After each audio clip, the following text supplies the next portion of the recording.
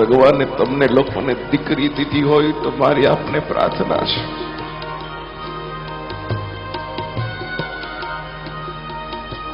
દીકરીને બહુ પ્યાર કરજો, પેટ ભરીને પ્યાર કરજો, દીકરીને તમામ જીદ પૂરી કરજો, દીકરીને જેટલું દેવાય એટલું સુખ તમે તમારા પિયરની માલિકો આપજો.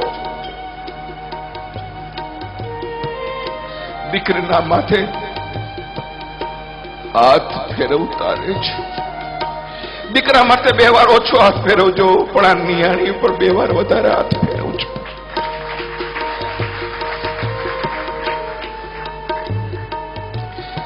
કારણ કે દીકરીને ખબર નથી. હું એટલા માટે તમને દીકરીને પ્યાર કરવાનું કહું છું, કારણ કે પુરુષ તો જન્મે તો એનું સ્મશાન નક્કી છે કે ક્યાં જન્મો છે, ન્યા જ એને અગ્નિદાહ દેવાય. પણ દીકરીઓનું તો જન્મ સ્થાન નક્કી છે, પણ દીકરીઓના તો મહાન નક્કી નથી કે એ જન્મી ક્યાં ને અગ્નિદાહ ક્યાં દેવાનો છે. દીકરીઓની જિંદગીમાં કેટલી ભલી કેટલી ભોળી.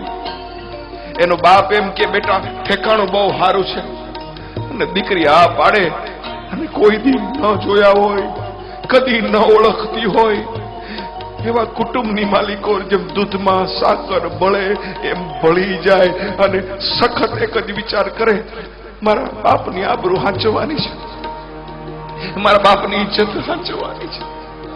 સહન કરતી જાય, સહન કરે એનું નામ દીકરી.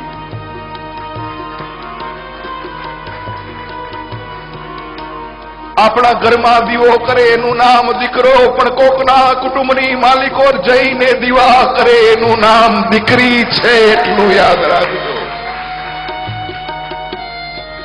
એવી દીકરીને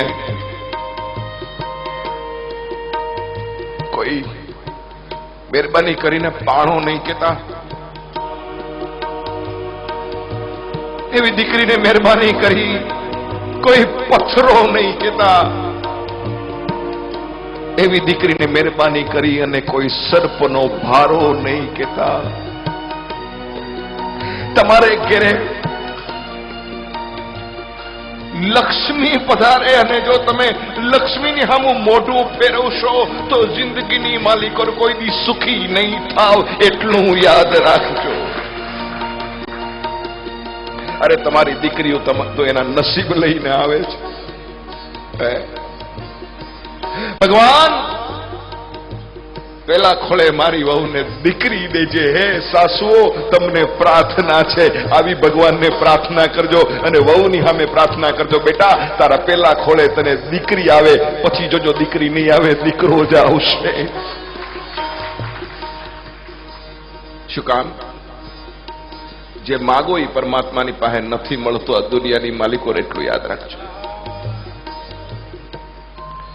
કોણ કહે છે દીકરી છે સાપનો ભારો? કોણ કહે છે કે દીકરી છે સાપનો ભારો? અરે અમે તો કહી છીએ કે આ બધી દીકરીઓ તો છે તુલસીનો ક્યારો. કોણ કહે છે દીકરી છે સાપનો ભારો? દીકરી તો તુલસીનો ક્યારો છે.